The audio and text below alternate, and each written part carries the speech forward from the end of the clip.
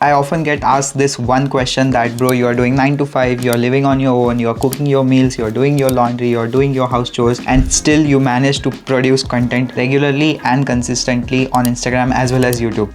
How do you do it? How do you manage your time? And in this video, I'm gonna share exact tips and tricks I follow, because to be honest, I was wrecked.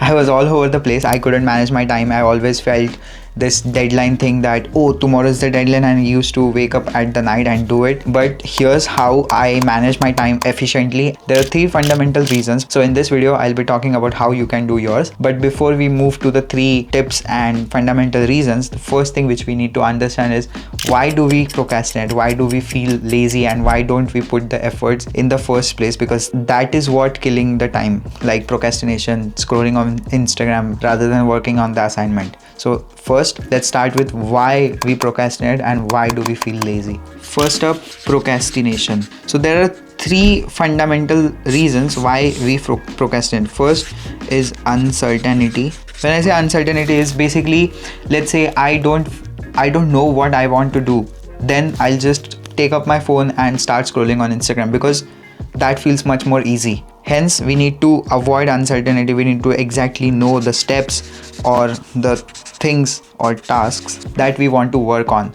because uncertainty is why we procrastinate. Like, bro, I don't know what to do in the day. I don't have any planner. I don't have any schedule. That's when you procrastinate. You maybe then decide to watch a Netflix movie. Then while watching the movie, then you decide to take up your Instagram and start scrolling on that, because you don't have a structure around your life. So uncertainty. Second reason why we procrastinate is the confidence / ability gap. What I mean by this is, basically, let's say you have a particular task that you need to complete.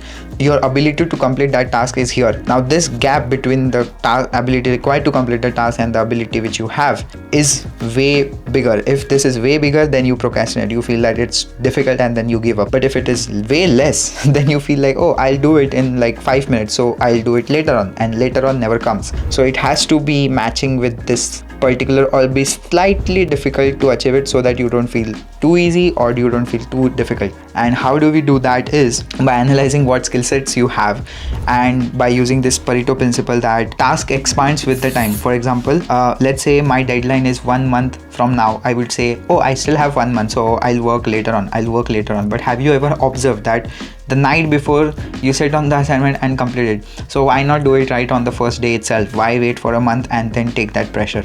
Third reason why we procrastinate is lack of focus. And because of Instagram, because of reels, because of short form content, our focus is very, very, very small. Like we can't even focus for 5 minutes on a single topic, and that is very serious thing which we need to focus on. But so to fix this, what you can do is maybe practice meditation or go on a walk. And when you are on a walk, or when you can also choose going to the gym, but without your headphones. Basically what you want to do is do one thing at a time. What we do right now, or most of the time, is we do multitasking. Maybe you're working and then putting headphones and listening to a podcast. Now neither you're focusing on working, neither you're listening to that podcast. So just focus on one thing at a time. Have time blocks in your life where, let's say, for 1 to 2 hours you are dedicated to deep work, which is a focused deep work. Once you start doing this, at first you'll feel like the itch, bro, I can't sit, I want the Instagram, I want to scroll phone, I want to grab the phone and do the Instagram and things. But if you do this for long enough, you can practice this. By the way, here's a quick thing. Planning to study abroad seems like a never-ending checklist. You need to look for the right country, you need to choose the right course, write the SOPs, make the application, and then file your own visa. It's a lot, right? That's where Uniflik study abroad community comes into picture. I know, they are not just any other consultancies. They have a community first led approach where you can connect to previous batch students who have already been in your shoes. And Uniflik study abroad community really expertise in UK and Ireland specifically. Plus they handle everything right from course selection, writing the SOPs, making the application, and filing your visa. They cover it all. The best part, it's free. Well, technically you are supposed to make a 799 rupees payment, but if you are using the code TAN300, then you have to make 499. Basically you got a 300 rupees discount, but once you get the college acceptance letter, then they'll refund the amount back to you. So if you are serious about studying abroad, just drop them a text. I have linked the WhatsApp down below. Click on that and drop them a text using the coupon code TAN300. They'll be happy to connect with you free of charge and help you figure out the next steps. If you find that the fit is good, then you can make the payment and go through the process. Link is in the description. Check them out and let's move forward in the video. Now the next part of this video is the tips and tricks to hack your time and manage things. So first thing is you need to analyze, because let's be honest, if we don't know where we are spending our time, then what we will do? Like basically if we don't know the problem, then what are we fixing? So first we need to analyze.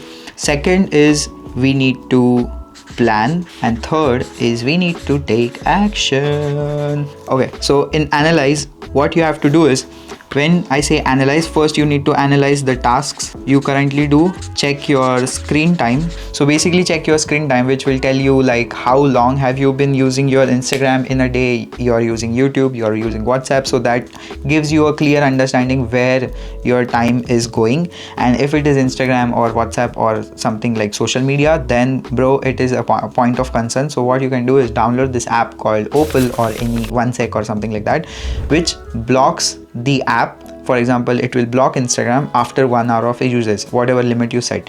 1 hour is still a lot, 30 minutes should be fine. So analyze your screen time, analyze what tasks you are doing. Maybe you are doing cooking, maybe you're commuting to work, or maybe you are going to the gym. Then analyze everything. How long are you doing sleep? Is it 8 hours a day, 9 hours a day, or 6 hours, or 4 hours? 4 hours is very concerning because you need to get at least 6 to 7 hours of sleep. But anyways, once you get this out of the picture, when you know, okay, I am spending, let's say like 1 hour here, 1 hour here, or blah blah blah. Now we move to the next part, which is plan our day accordingly. Now in this I have few methods which you can use. First is batching. So let's say you can analyze tasks. So for example, you have to do the laundry. What I do is I batch it every time, and I only do laundry on weekends, like complete laundry at a single time. So this saves time of me every time going downstairs and putting the laundry every day or twice a day. It also saves electricity, so I do it only once. Then only once as in once a week. I'm a clean guy, okay. And next, maybe if you are like okay with meal preps, then you can do meal preps on weekends so that you can save time during the week, so that you can save time on cooking and stuff. And it's very easy. Get like 6 containers, put lunch, dinner. I would highly recommend go just 3 days max of meal prep. Don't like meal prep for a week. I personally like to cook every single day, but the max I do is I cook in the night for dinner, and the same thing I have it for lunch. Next is delegation. Let's say there is some task which you don't like to do, but you have to do. Maybe you can delegate it to someone. So in my case, it is video editing. I don't love video editing, but I used to do it and used to take a lot of time for me. I know you'll say that I have the money and all that, but okay, maybe not video editing, maybe not monetary things. Maybe you can delegate something like preparing for meals and recipes and grocery list or something like that to someone. Or if you are in India, then you can get a helper, because that could be a cheaper option. Instead of ordering from Zomato, you can get a helper who can do the grocery and do the cooking for you. Maybe that can help if you are working individual. So I mean, this is like based on everyone personal use case and personal scenario, so check this. Third thing is living by the calendar. It's not just you have to put all the meetings in the calendar, but you have to put everything in the calendar. There's this concept called an ideal week. So what that ideal week means is basically, let's go to the next page. What that ideal week means is basically, let's say it's Monday, Tuesday, Wednesday, Thursday, blah blah blah, and it's, let's say 7 a.m. you wake up, then 7 to 8 you do breakfast and morning stuff, and this will be common throughout this whole thing. Then from 8 to 7 maybe you are doing work, and you are also commuting to and fro, and it's until Saturday, so this thing is gone. Then from 7 to 8 now you have free time. What you can do is maybe go to the gym then, and also you have to plan. Let's say if you want, you can go 5 times a day or 5 times a week. You can go 6 times a week. What I do is Monday, Tuesday, Wednesday push pull leg, Thursday is break, Friday I do full body. So that way I'm hitting 2 muscle groups but also being productive, or like doing just 4 times a day. So like Monday gone, Tuesday gone, Wednesday gone for gym, Thursday is off, so you have that time slot, then Friday is gone for gym, then Saturday and Sunday you still have these 3 time slots, and then from 8 to 9 you can unwind, have shower, have your dinner, watch a movie, put on Friends episode or do Big Bang Theory or whatever suits, and that's it. Now from 9:30, like let's assume to 9:30, from 9:30 until 11, till you go to the bed, you have time. What you can do is read a book. Maybe on Monday you read a book, maybe on Tuesday you read a book, Wednesday if you want you can take break and do something like upskilling with ChatGPT. That's cool, right? And then again here 1 hour 30 minutes, and then Saturday Sunday you have nothing, you have this whole time. Now you can plan things like meeting friends, family trip, or going on a trip, solo trip, or whatever suits. And from 11 to 7 you're sleeping. That's 8 hours of sleep. That's cool, right? That's how you plan. That's the ideal calendar. First you need to analyze where you're spending your time. Second is then allocate time. Okay, the reason this is called ideal calendar is because you might, like, life happens and you might not be able to do this, you might not able to do this. There was some work, so you had to do extra work, so maybe you came home late at 9:30 on some occasions. It's fine. It's the ideal calendar. You don't have to put yourself into pressure and all that, but at least through this you know, okay, where is the time going, what are the things, and whenever there's an event coming up, you just put it on calendar. Like everything I do, everything, literally nail cutting, laundry, everything I do, haircut, trim the beard, everything is on my calendar. I know exactly when I'm gonna do this. I know what are the events until March, and then if someone says, hey bro, are you free on 8th of February, I just don't say yes I'm free. I just check in my calendar and then say yes I'm free, I'll block it for you, so that next time if my another friend asks me, are you free on 8th of November or something like that, then I just don't say yes to both of them and then end up going nowhere. So it's already on the calendar. I can say no, I have something up, so let's do it on 9th, something like that. Okay, that is very important, and that is the thing for ideal calendar. So plan an ideal calendar and do it. I can't emphasize more on this planning thing. Now let's go to the third thing, which is taking actions. Because it's great on the paper, it's great on the calendar, everything is fine, but if you're not taking action, you're still wasting time. For taking action, there are 2 things. I told you, right? Remember that you procrastinate because you don't know what to do, uncertainty. So you have to be very certain. So for example, you have to go to the gym. Maybe what I do is I keep the bag over here, I keep the clothes over there, hang by the door. As soon as I finish work, I changed quickly and then go to the gym immediately without even thinking. You know, there's this, you know, that relay race, right, where you have to give the thing to the partner and then they run forward. Every runner in that race, every runner in particular individual team is as fast as each other. Like they are very fast runners, but the transition period when they give the baton to the other person, that transition period decides who will win the relay race. So this is the same thing with the action taking. Let's say you come from work, and if you quickly change into gym clothes, then you will straight away go to the gym. But if you come to the work, you sit, relax, open your phone, then you don't know, in a snap of a second, 15 minutes gone, 30 minutes gone, and then you're like, no, it's 8:30, should I not go to the gym? Please, I don't want to go to the gym, and that's it. You end up not going to the gym. Hence, transition period is very important. So try like setting things in a way that the transition period is low from you doing one task or switching from one task to another. I gave this beautiful example. You can do it. Next thing, that is the transition period.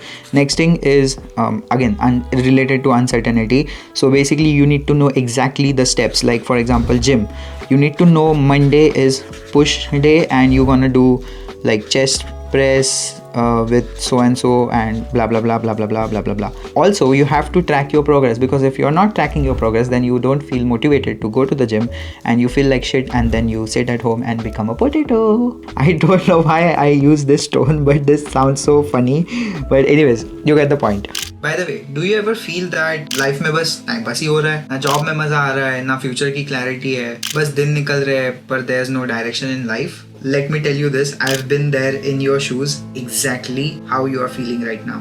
यहाँ तक कि मैंने give up करके अपने dad को भी call कर दिया था, डैड पापा मेरे से नहीं हो रहा है, I want to just give up and come back. But now everything is all good. And this is the exact reason why I started one-on-one coaching, where we hop on a 30 minutes call and I listen to what problems you are facing right now, and then we try to solve them together. Better job ढूंढना है, we will fix your resume and LinkedIn. Life का direction चाहिए, we'll try to analyze your strengths and give you a clarity. Abroad जाना है, no worries, I'll help you plan and execute the next steps. मुझे अपना बड़ा भाई मान लो यार. See, सिर्फ सोचने से कुछ नहीं बदलने वाला. Things will be the same. The needle moving task is taking action, and the first step would be by booking this one-on-one call with me. And you don't have to worry, it has 100% refund policy. If you don't find the call valuable at all, I'm happy to give you a refund. No questions asked. So feel free to book a call, link is in the description, and let's move forward in this video. So in terms of uncertainty, we have two things, which is this transition period. The way to fix that is reduce the transition period, switching from one task to another. For the gym, this is an example of the gym, that you have to track everything. Track your calorie. If you want to lose weight, then track your calorie. Whatever calories required, take less than that. If you want to gain weight, whatever calories required, take more than that. Track your macros, track your micros, everything that and also track your progress, because if you can visually see, okay, I made progress, then you'll start actually, getting motivated yourself, and you'll move ahead in life and things will be great, and then you'll go to the gym every single time and then hit me up if you're doing so. Now we know why we procrastinate. We dealt with the uncertainty, with the transition and all that. Now we dealt with the focus as well, with putting in and practicing more focus work. Let's deal with this confidence thing. So for that, use ChatGPT. Let's say, for example, you're not feeling confident for sending the resume and you're procrastinating to sending the resume. What you can do is use ChatGPT. Tell them that, can you give me step-by-step guide? I want to prepare for data analysis. I want to build a project around it. Give me the tools required, give me the skills required, and draw a roadmap for like 90 days, and I'll follow it. I'll dedicate like 2 hours a week. So consider this and then give me a roadmap. So it will give you 100 or 90 days roadmap, and now every single time you have to do that roadmap, and you can build project, and now you can put that project in your resume, and you'll feel more confident that you have the skills what is required for the job, and then you'll apply, and then you'll eventually get a job. And that's it for the video. I don't know why I rushed into it, but this is just to summarize things, the reason why we procrastinate is not knowing what to do, not having a clear idea, not having the skill set, not feeling confidence, all that things. To fix that, you first need to analyze where you are spending your time, check the screen time, reduce the screen time as much as possible. And then there's one more hack. Let's say you want to read more. What you can do is, let's say 15 minutes for lunch, you can do it. Do habit stacking. For example, whenever I wake up, I'll drink water, I'll make the bed, I'll wash my face, I'll brush my teeth, and then for 15 minutes I read or meditate. That's habit stacking. That's the whole flow, and that's it. Then I'll grab my phone. You can do something like that. Analyze that. Then for the second thing, which is planning, you need to do batching, you need to do delegation, and then you need to live by your calendar and follow this ideal calendar method.